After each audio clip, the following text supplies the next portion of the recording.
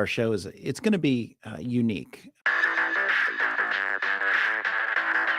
You are what you do. You can say any amount of things that you want to say, but what you do is what everybody sees. People are like, oh, I'm just going to JV it.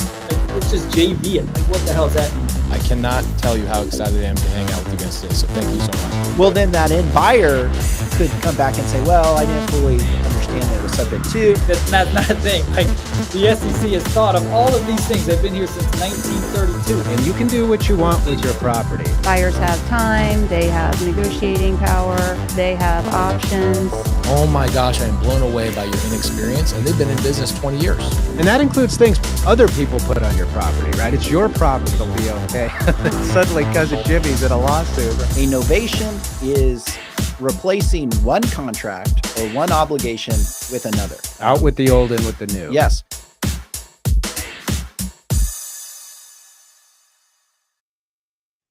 Hey, everybody, and welcome to the show. Today, our topic is Arizona's new partition law. I'm Andy Fowler, and I'm here with Sean St. Clair. If you're new to the channel, make sure to like and subscribe. You can find our channel on YouTube, Facebook, and X. And what we'd love for you to do is go and like and subscribe. It helps us out a ton. Also, if you could go to our audio version of the podcast, you can find that on Spotify. You can find that on Apple Podcasts. Go there, download an audio version of it. Helps us out a ton. We appreciate it. With that, I'm going to go to Sean, who has our legal update. Thank you, Andy. My legal update today is, what is an affidavit of succession to real property and when is it used? So if you've been watching our show, you know that I've been doing basically a deed series. I've been talking about deeds, which are conveyance documents. It puts people onto title to real estate. Well, an affidavit of succession to real property isn't called a deed, but it is a conveyance document. It's a document that puts heirs on title to real property where there's the prior owner is deceased. So in order to do an affidavit of succession, a few things have to be met. So first, the owner must have been deceased for over 6 months. So there's a waiting period. And the reason for that waiting period is you want to make sure that creditors, other people who may have a claim with respect to the property or the estate, have a 6-month period to come out of the woodwork and to make those claims known. Then the second requirement is that the value of the decedent's interest in the property, and not just value, but the equity, decedent's equity in the property must exceed or not exceed, may not exceed $100,000. So as long as the equity in the property is less than 100. So a few things to discuss there. So first, if let's say the property is owned free and clear, it's worth $150,000 and it's owned by two individuals as tenants in common. One of the individuals dies. Well, their interest can be conveyed by an affidavit of succession if all other criteria are met, because they only owned a 50% interest in the property. The property was worth 150, which means that their interest was only worth 75. Or let's say hypothetically that the property is worth 200,000 and it's owned by one individual. That individual dies, but there are liens, valid liens against the property of a total amount of 125,000, which once again leaves $75,000 in equity. Then again, that property can be conveyed by an affidavit of succession if all other requirements are met. So in order to do an affidavit of succession, you not only have to meet the requirements, but then the process for it is that it's prepared and all of the heirs entitled to their interest in the property must execute the affidavit of succession. Then it gets filed with the probate court, and the probate registrar reviews the affidavit of succession to make sure that all requirements have been met. And then they will stamp it as being filed. And then from there, you obtain a certified copy of the court record, and you take the certified court record of the affidavit of succession to real property and you record it with the county recorder's office. And then by doing that, you remove the deceased owner from the title and you place the rightful heirs onto title to the property. So an affidavit of succession is a conveyance document used to convey certain pieces of real property from a decedent owner to its heirs. All right. Thank you, Sean. With that, a couple of reminders. Join us today at 3 p.m. Arizona time for the Creative Finance Collective. We'll be getting together with other professionals, attorneys in the space of creative finance. And we get together with attorneys from the states of Arizona, California, Texas, Ohio, Alabama, Georgia. We've had them from all over the place. But at the end of the day, there's kind of a niche group of lawyers that focus on the topic of structuring a creative finance transaction. So if you have questions about what that might look like or problems that you've run into and want to hear how lawyers might approach that from different areas or jurisdictions, this is the time for you. This is the time to come ask questions. The Creative Finance Collective goes for an hour and we're on as long as we're receiving questions. So make sure to join us 3 p.m. Arizona time. Adjust your times accordingly depending on what time zone you're in, but it'll be 3 p.m. Arizona time. You can find that on YouTube, X, and Facebook. So we look forward to seeing you there. Also, if you have, so we're going to get into our topic today, rather. Today we're talking about partition law. Now, we've spoken about Arizona partitions or partition actions in general here or in other states, but we wanted to focus today again on the topic because Arizona has a new partition law. And with us to discuss that matter and that topic is attorney Brian Locker. Brian, thanks so much for joining us. Thanks for having me on, guys. Yeah, so for our guests that are unfamiliar with you or have not heard from you before, why don't you give us a little bit of your background, how you got into doing what you do and what your current practice focuses on? Yeah, so I'm one of the partners at Fowler St. Clair, and my practice focuses almost exclusively on representing real estate investors in real estate litigation. And so the reason why I'm here today is because one of the things that we handle all the time are partition actions. And so I'm licensed to practice in both Arizona and Georgia. And I live in Georgia, but spend quite a bit of time in Arizona as well. And so I can represent investors in both states. But I mean, for the purposes of our conversation here today, obviously, what we're talking about is going to apply mainly to Arizona.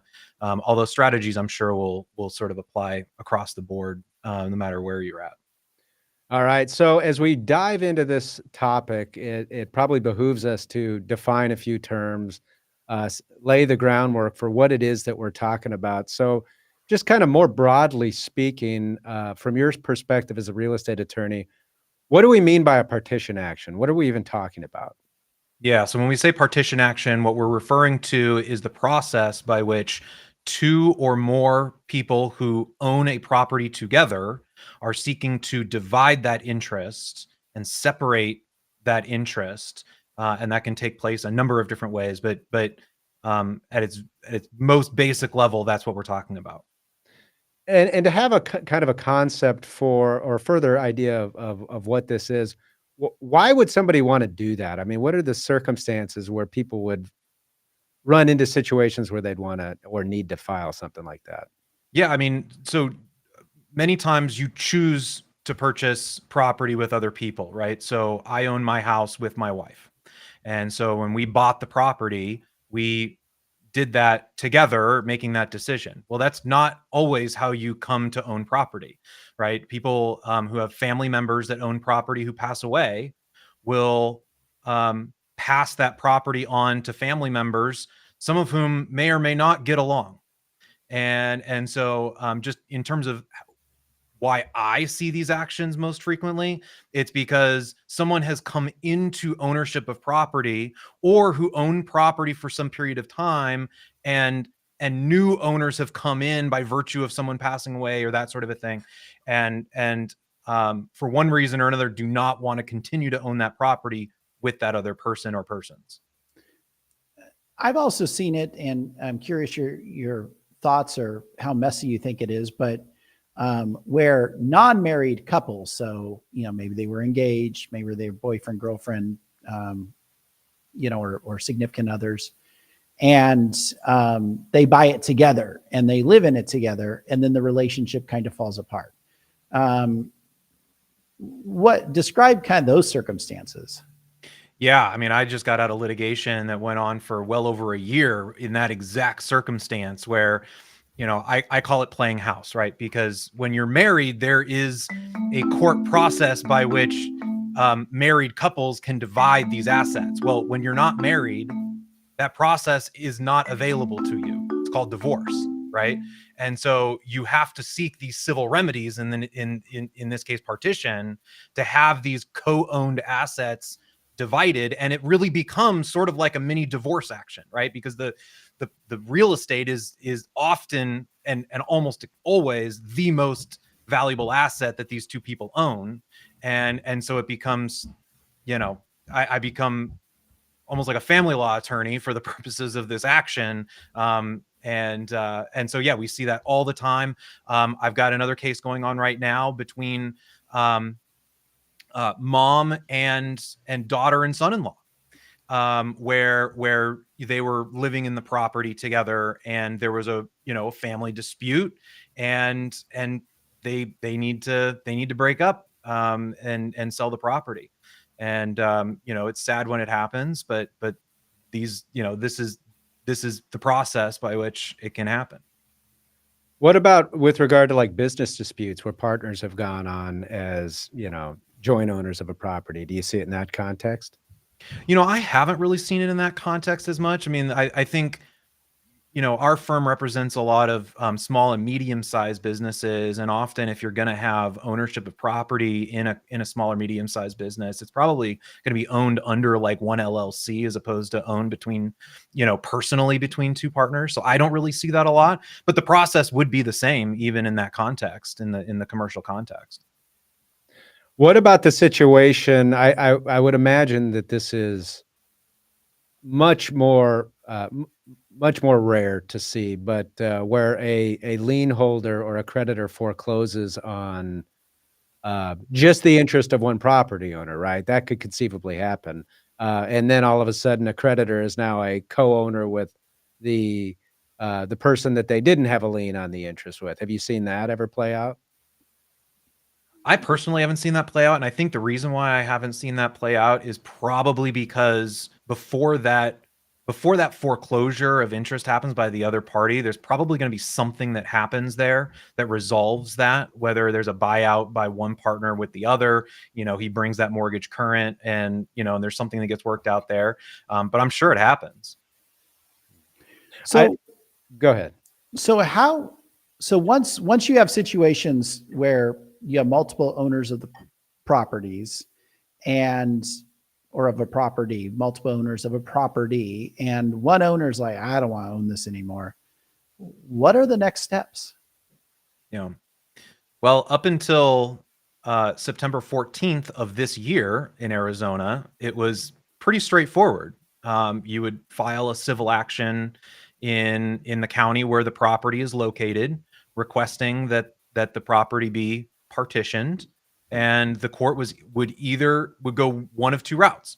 Route number one is if the property can be physically divided. So if we're talking vacant land, that sort of a thing, then there's a whole process by which the property can be physically partitioned, and you will end up with a portion of what was a larger property based on the percentage ownership that you have.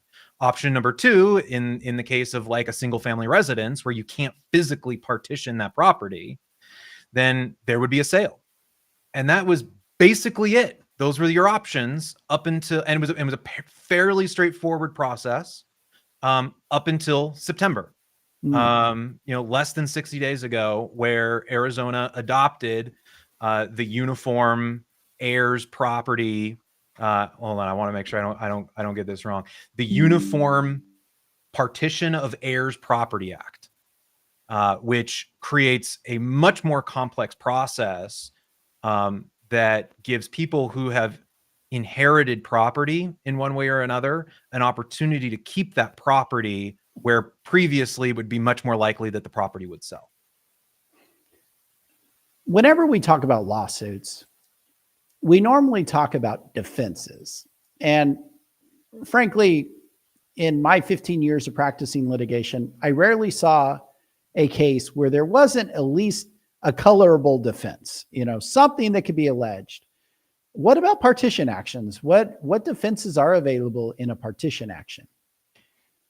Well, the one thing that doesn't exist is the option to force the person who's seeking to divest their interest to actually keep their interest, right? So in property law, one of the most important rights that you have in owning property is the right to divest yourself of that property. You can't be forced to hold on to property. And so we think that the most common way to do that is to sell, but that's not necessarily always the case.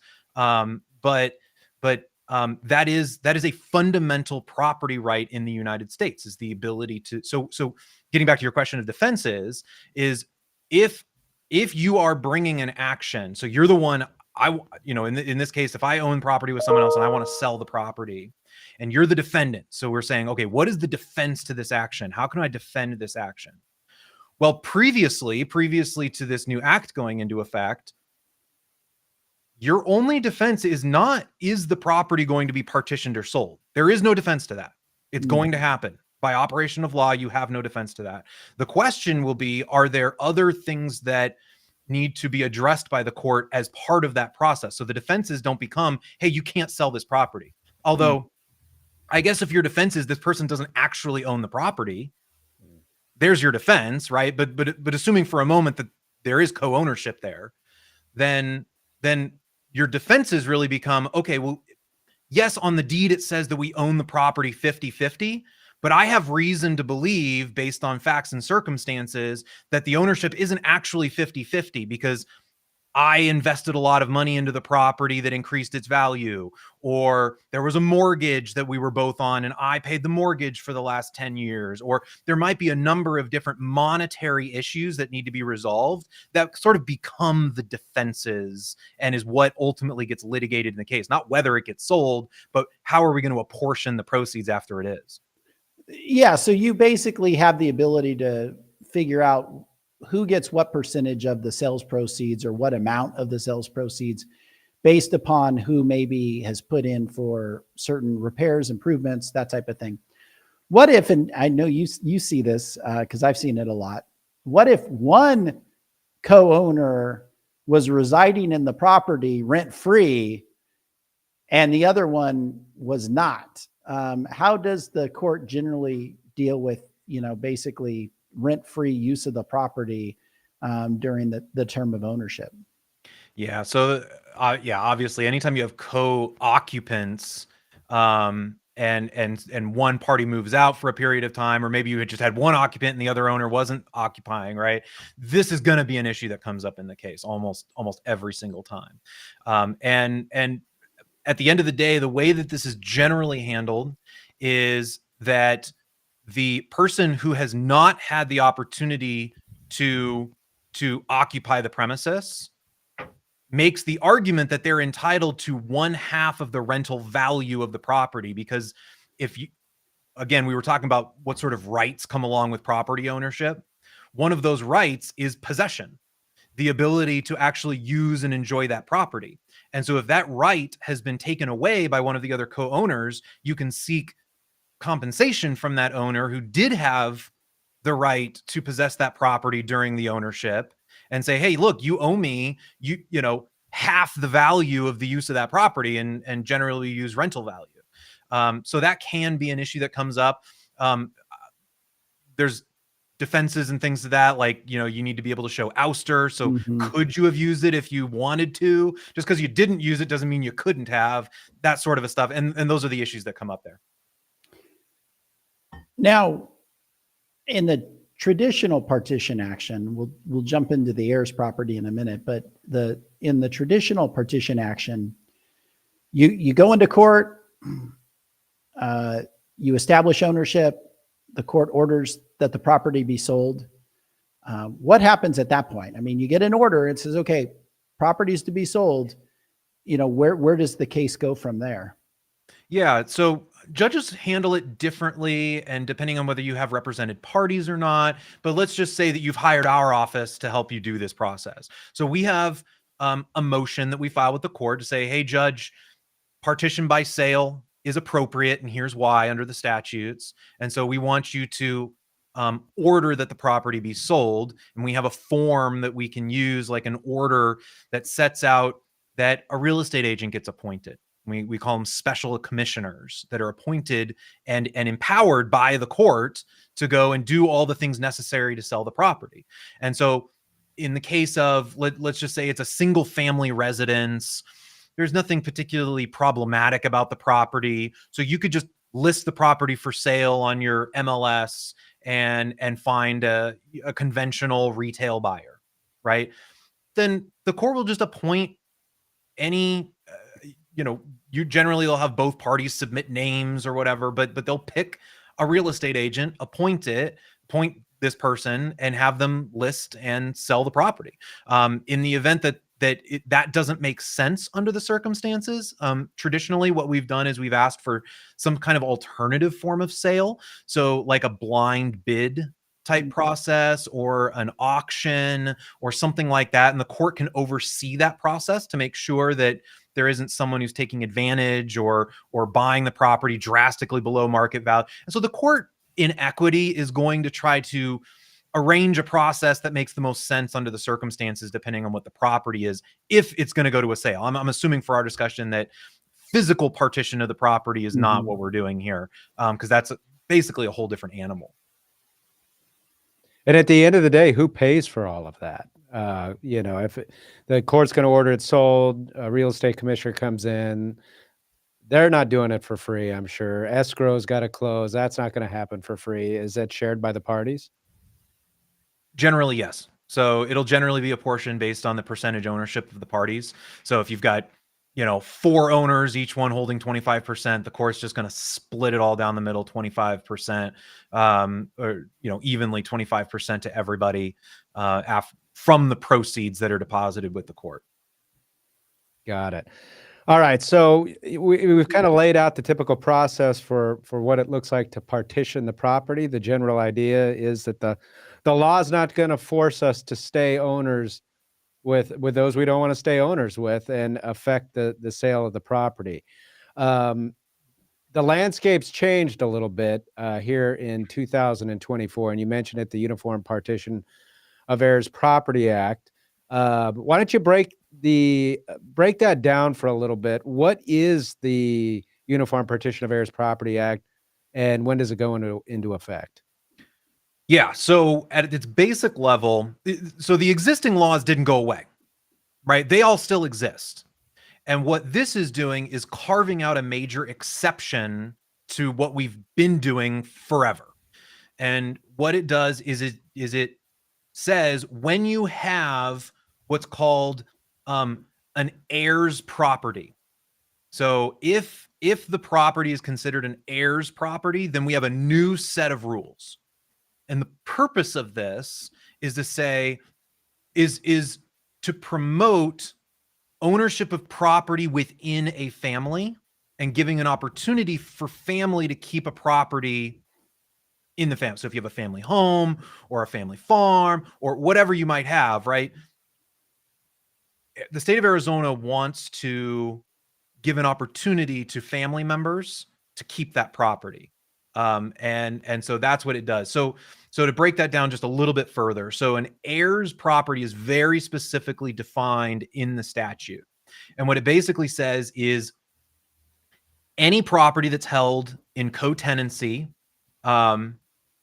between multiple people that also satisfies a number of different facts.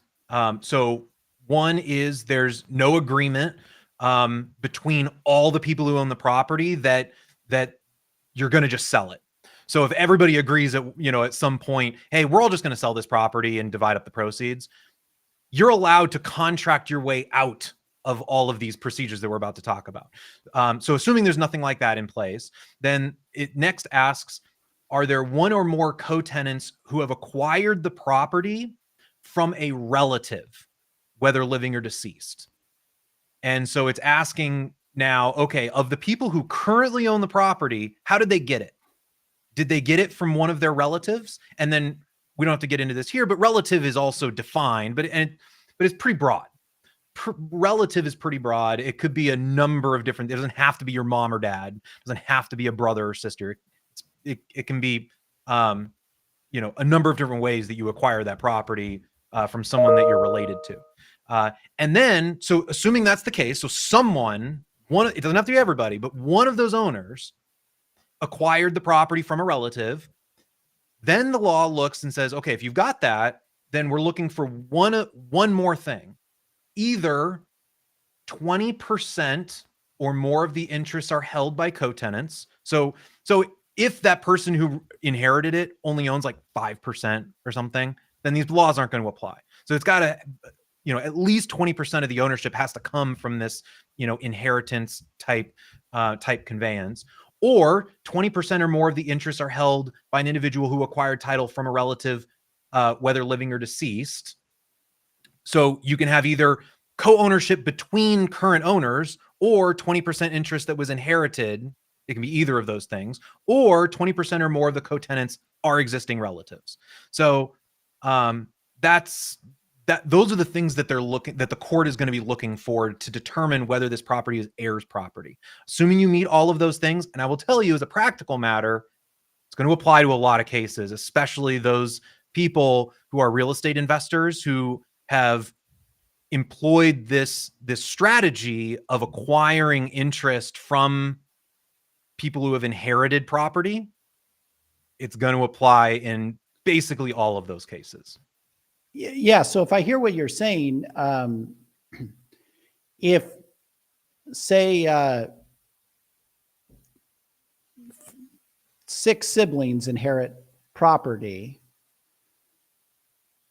actually 5 siblings, let's say 5 siblings inherit property, and the real estate investor goes and buys 4 of the 5 interests because the 5th doesn't want to sell. In that case, the real estate investor can't say, well, I didn't inherit the property, so I'm good to go. That 5th interest holder has the right to have the protections of this act. That's right. That's right. That is the minimum of that 5th person holds the minimum amount of interest necessary to trigger this new set of laws. Yep.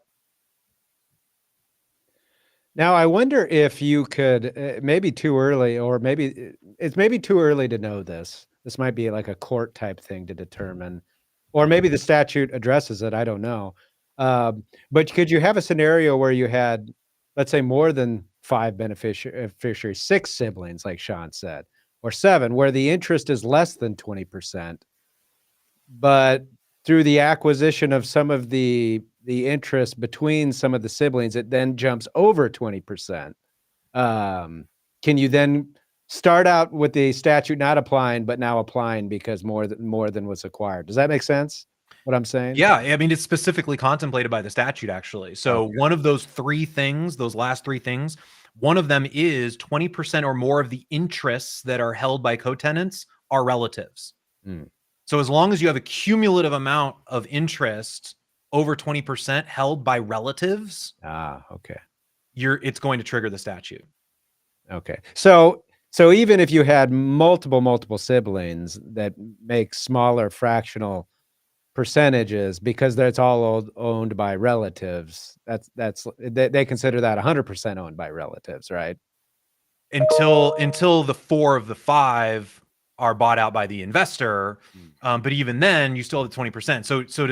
So to change the hypothetical to call out where we would not apply the statute, right? Let's say it's not 5 relatives, not 5 siblings, but it's 6. So now we have 6 siblings and the investor buys out 5 of the 6. Now we have a situation where we have less than 20% of the ownership interest is held by a relative or who inherited it from a relative. And so now the law draws the line at 20%. Once you dip below 20%, that deals with the fact that you acquired the property it isn't enough. We're going to sort of expedite the process of liquidating this interest, and the home will just be sold. If you're an investor out there, and I talked about this, in fact, in the legal update, one conveyance instrument is an affidavit of succession. But if you're an investor out there and you're looking at property and you're trying to make a determination of, hey, is this going to be heirs property? What are some conveyance instruments you'd be looking at to say, oh, I better look into this?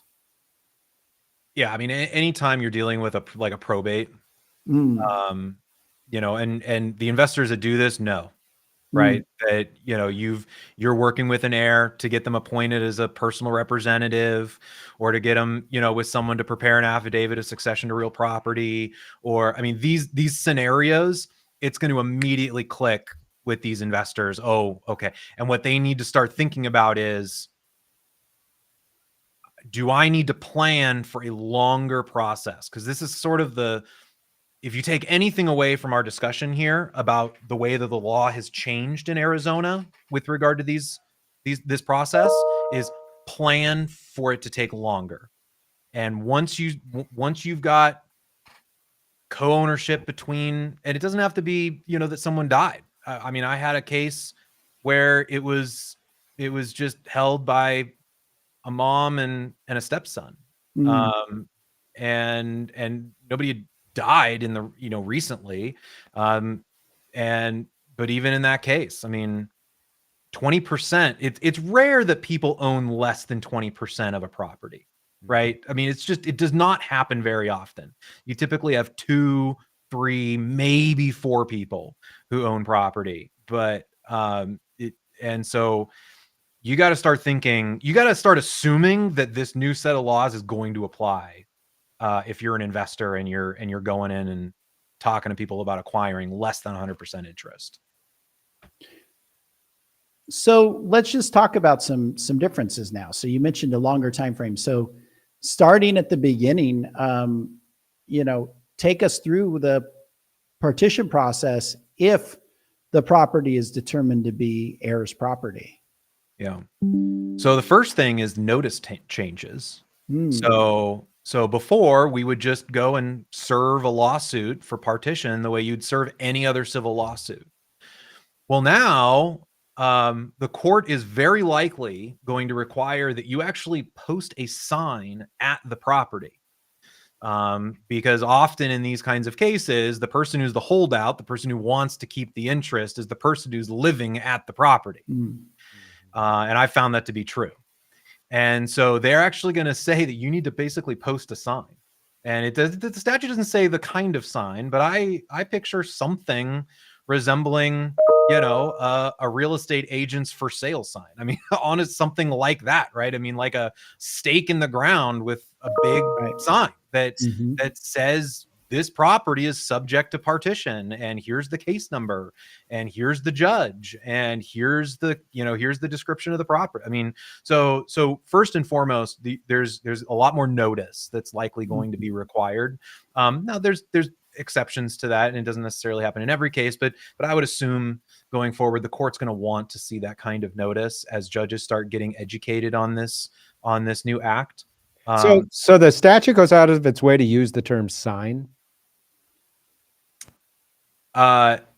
Yes. Okay. It says plaintiff shall post and maintain, while the action is pending, a conspicuous sign on the property. What I think is really interesting about that is, on one hand, you could look at that and think, okay, well, they just weren't being maybe they weren't being very careful in their language. Although when in statutes, at least in Arizona, they're usually pretty careful to craft the language when they want you to publish notice at the location, what that looks like. And they never use the term sign, right? This is like the first time I'm hearing like a sign. We've done tons of real estate cases where you have to publish a notice and send a process server to publish notice at the location. But we call it nail and mail. Yeah, right? You stick the thing on the front door, then that's enough. Yeah. So, but never is there ever been used this idea of a sign. And that seems pretty intentional. I mean, the legislative drafting of that and using that seems, to your point before, like, you know, do we have to actually craft a sign that goes there? I think that's really interesting. Yeah, for sure. Another thing that happens right off the bat once this action is you know, and you have service and you start moving forward in the case, is one of the very first things that the court is tasked with doing is determining fair market value of the property. What is the current fair market value of this property? That is not the way it's done in it traditionally. And so the court really is saying, all right, we got to figure out, what is this asset worth today? And so it basically says, go get an appraisal, like right away. We need to figure out what is the value of this asset. And I've reviewed the statute, and maybe this is going to develop over time, like we talked about who pays the, you know, commissioner and the escrow agent. But I couldn't find anywhere in the statute to state who pays this appraiser that the court's going to appoint to submit an appraisal stating their opinion of value. Yeah, it does address cost in the sense that I agree, it doesn't specifically say, but what it does say is what the court can do is, if the cost of the appraisal is such where it doesn't make sense. Let's say we have a very low value property, right? And even an $800 appraisal doesn't make sense under the circumstances. Then a court can opt to avoid the appraisal and instead, I love what it says though, but it's still going to have a hearing, right? So everybody's going to have to show up, and if there's a lawyer involved, like, all right, well now you just, you know, drastically exceeded the cost of an appraisal. So I'm not sure. I guess when you have unrepresented parties, maybe that's the preference, is, you know, you're just trying to get rid of this thing. But it does address that. It also says that whoever actually pays for the appraisal, it can be assessed as a cost, as a taxable cost at the end of the case. So I think as a practical matter, whoever ends up owning the property, and we'll talk about the process by which we determine who's going to own the property, but whoever ends up owning the property, my guess is will be assessed a pro rata share of that cost, because it specifically says it's a taxable cost, and whoever fronts it is entitled to interest on the amount they paid. Oh, okay. So basically, and I didn't pick up on that, but I'm glad that you've identified that. So basically, probably the party that brings it will be inclined to pay it initially just to get the appraisal done and the case moving along, but then it'll accrue interest, and they could go back to the, if they prevail, or to the party that ends up buying it, or you know, who's going to have funds paid from the sale, and say, hey, look, you have to pay half of this plus accrued interest or something like that. Right. That makes sense. Yep. So once we have the appraisal, what next? So once we've got the appraisal, we move into what is sort of the meat and potatoes of this new law, which is what they call a co-tenant buyout process. So we've already, because we're here, because we're dealing with these statutes, we've already determined that at least 20% of the interests are by people who have acquired this from a relative. There is a familial relationship either between the co-tenants or someone who inherited this property. And so this is the new sort of protection for those people. So after the determination of value, the court is going to issue a notice. And in this notice that gets sent out to everybody, it puts a 45-day waiting period in place where any co-owner, except for the person who is trying to get the property sold. So if you're the one who says, I want to sell the property, you're excluded from this. You don't get to actually sort of reverse it and buy out everybody else. You're divesting your interest. You're not going to be able to get the whole property, which is an interesting check on abuse of this statute, actually. But any co-owner who didn't originally file this action has 45 days to acquire or to file a notice with the court to say, I want to acquire the person who's trying to sell their interest. I want to acquire it for the relative value, because remember, we already have an appraisal at this point that says what the property's worth. So if an investor, for instance, has come in and purchased 50%, and you've got the other 50% holder that wants to acquire it, let's say, using round numbers so it's easy, we have a $100,000 property. So the person who's trying to sell the interest, their interest is worth $50,000. The court's going to put out notice, and that other 50% interest holder has 45 days to say, I will pay the $50,000 to acquire the other interest. They don't actually have to put up the money yet. They just have to tell the court, I want it. And so at this point, we're just waiting for 45 days to see if any of the other interest holders want that interest at the price set by the court at fair market value. So we wait the 45 days. After that happens, the court will say, okay, did we have an election? Did someone decide that they want the property? And if we have at least one person who said, yes, I want that, then the court will then allow at least 90 days for that person to come up with the money. So you can start seeing, when we were talking about plan for extra time here, right? We've already had to go through service and notice, and now another 90 days. So again, just as someone who deals with these a lot, just to put some context on how much time we're talking about here, getting to the point where the court puts out the 45-day notice, we're probably 4 months in at this point. Right. Yeah. Right. And so we're talking 45 days plus 90. So we're talking about 4.5 more months. So we're now at 9 months once the 45 days runs, and assuming that this person has elected to acquire the property. Never mind that in my practical experience, the people who want the property can't afford it. Well, that was going to be my next question. If you're going to make the election, do they at least require a showing that you can follow through on the election? You better believe we're going to ask for it. Because I've got a case right now where this guy has been living in his home. It was his family home. He grew up in the house. His dad died, left him the property, and we can't, my client came to acquire 50% ownership.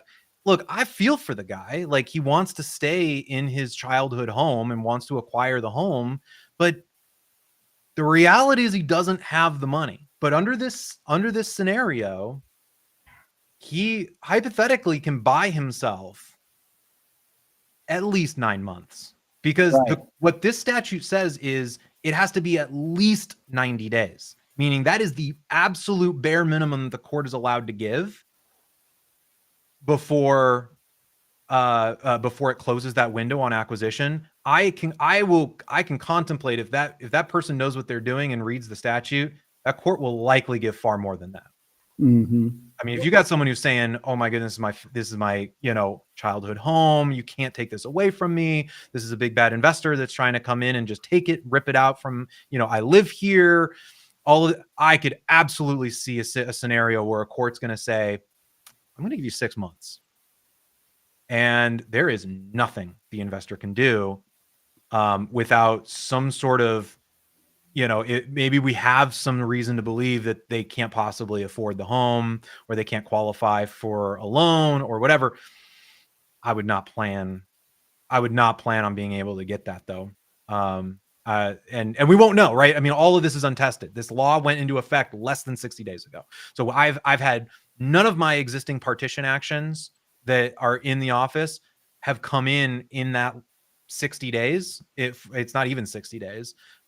They're all existing prior to the enactment of this legislation. So we just got to see what a court's going to do here. But in my experience, the court's always going to give the benefit of the doubt to the person who inherited that property. jumping back just for a moment, because I feel like we move forward, and this was my fault because I assumed a couple things, but I think we assumed the process. We assumed the process of the appraisal would be whatever the appraisal says is an accepted amount. Does the other side have an opportunity to contest the value of the appraisal? Yeah. I mean, we didn't cover that mainly because I don't think that'll be the outlier situation. Yeah. But yeah, absolutely. So once the court obtains, in most cases, obtains an appraisal, yeah, there's a party has 30 days to contest the appraisal and give reason why that appraisal is inaccurate. And you could totally see the scenario where this might happen, where you've got to, everybody assumes that these things are always like, single family residences and big planned communities where you can find comps all over the place to figure out what, have confidence on what that value is.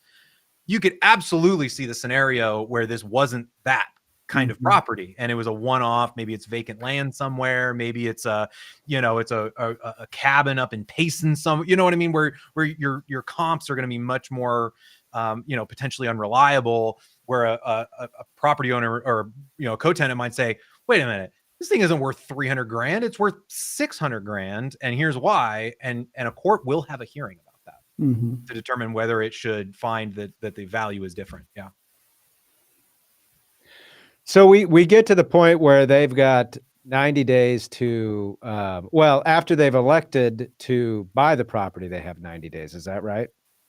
Yep. 45 days to make the election, at least 90 days to come up with the money. So in that 90 days, do the parties open escrow? How is this property conveyed eventually to the party electing to purchase it?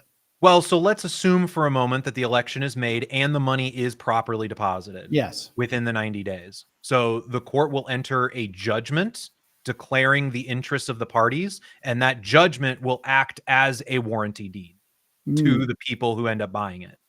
And that could be one party, it could be 2, 3, 4 parties. I mean, it doesn't limit it. There can be as many people trying to sell their interest and as many people trying to acquire the interest as there can be owners of property. So there is no limitation. So in our practices, the three of us are always dealing with title companies, title issues, things where title gets screwed up. And one area that title gets screwed up is, and not so much in partition, but in divorce proceedings where the decree comes out and title companies look at the decree and say, yeah, this is not enough to convey title, even though the property was awarded to one spouse. And they're like, no, you got to go redo this, or you got to get the spouse to sign a warranty deed or whatever. Let's take our investor attorney hat off and put on our hat of, if you represented one of those heirs who are going to buy, the party seeking the partition, you're going to buy them out. What recommendations would you give to them to make sure that they're going to get what they're buying, which is good, clear, clean title, effective immediately upon order of that court? Yeah, sure. So the statute's actually contemplated. I'm trying to remember whether it's in the original. Yeah. So So one thing to keep in mind, remember, so we've got this new act for heirs property, but it does say that as long as there isn't something that is inconsistent between the existing partition statutes and the new partition statutes, the old partition statutes can also apply to the process, so long as they don't conflict. And so under ARS 12, 12, 14, so those are under our old partition statutes, it says a court may order that an abstract of title be obtained with the cost afforded to the procuring party plus interest. So to answer your question, as someone who would be acquiring the interest in the property, that's where you got to go. You got to go and get an abstract of title to make sure the title that you're getting is good and clean and marketable. Because whatever the court does is going to qualify as a warranty deed. That doesn't mean you're still not going to have problems down the line of actually getting it sold. Right. It's not bad, but you want to cover your bases for sure. And assuming that the title company might cooperate, the title company that provides that abstract, would you be inclined to submit the proposed form of order to that title company and say, hey, would you secure or insure a subsequent conveyance based upon this order being entered? 100%. Yeah. I mean, that's easily worth the cost that a title company might charge you for that, right? A few $100s, depending on the value of the property, could be upwards of $1,000 or so dollars. But yeah, absolutely. I would recommend doing that. But doesn't some of this illustrate why the process might even be longer than you even think it's going to be? Because let's say you've got the election, right? I'm going to do it. Then we start digging in, and you start digging in, and then you find title problems, and you're like, oh, well, I guess I'm not getting exactly what I wanted. So it all comes apart at the end. Well, let's just go there. What happens if you make that election at the end of 90 days and it you decide not to move forward? Is there an out at the end of 90 days? Does the court penalize you if you fail to finalize the sale? What does that look like? There is nothing in the statute that would penalize you if you ultimately don't come up with. Now that won't stop people from maybe trying to get penalties. If someone was acting in bad faith and you had evidence that this person was needlessly trying to increase the cost or the duration of the litigation in bad faith, yeah, I mean, the court's going to still have the ability to punish that person, but there's nothing built into the language of this particular act that does that. It just says either they come up with the money in the 90 days or they don't. And if they don't, then they don't get the property, or they don't get that additional interest in the property. So it feels like the 90 days is like a earnest deposit free due diligence period, right? That's basically what it is. I mean, there's nothing in the statute that gives you any strings to this elect. It is a risk-free election as far as I'm concerned, other than the parties who are sitting there waiting for this process to conclude. They might get upset and ask the court to do something about it, but I mean, in my experience, court's not going to generally be inclined to do that unless there's a history of this person doing that kind of thing.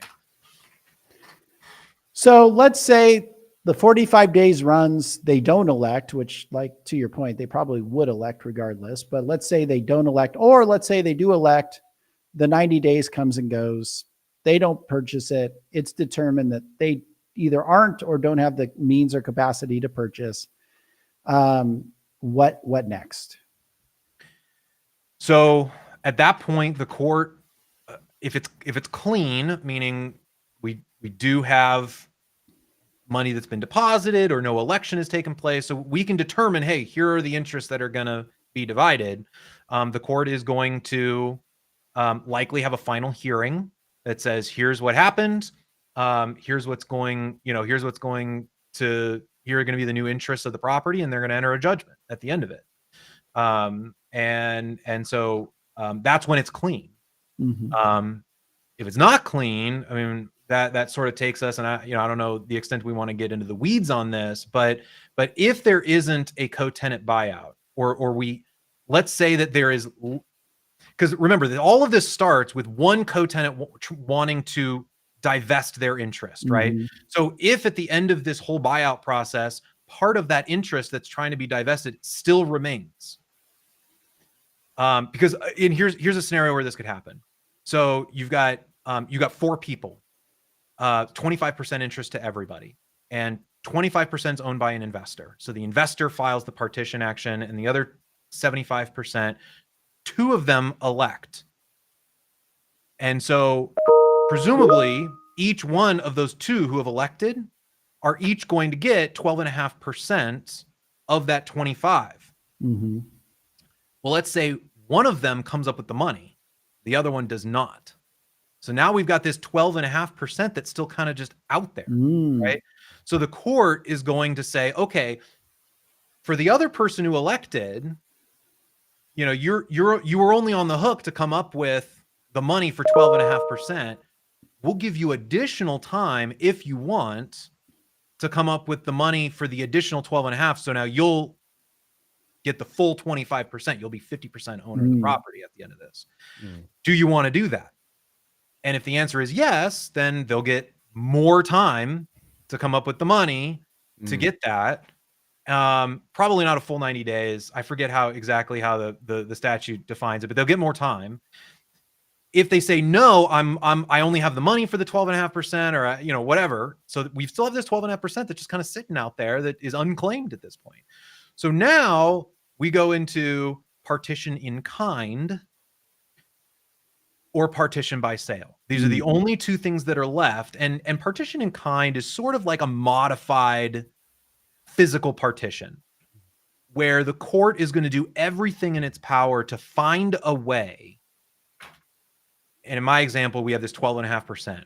Find a way to allow this 12.5% to be sold off without affecting the rights and the ownership of the other 87.5% interest.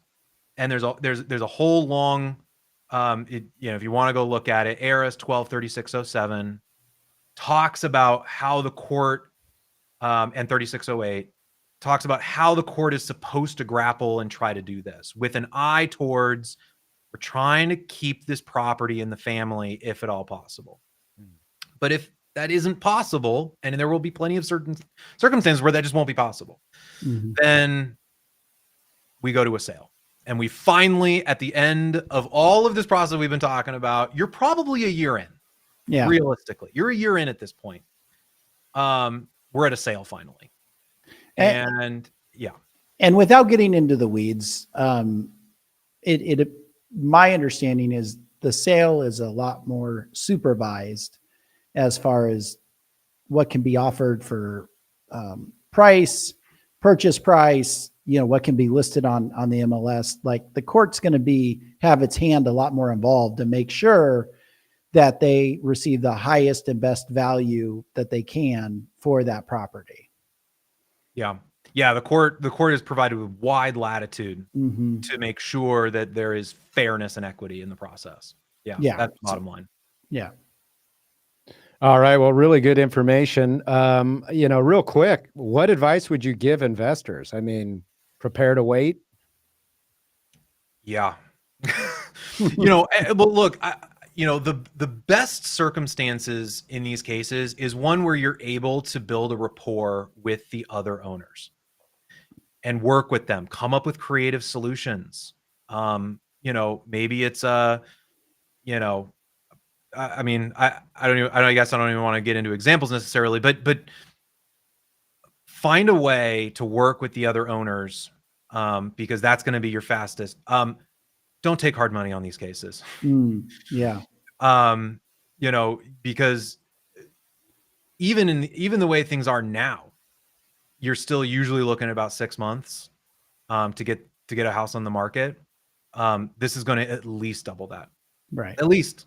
And so don't lock yourself in to expensive money and hope you can recoup it on the back end.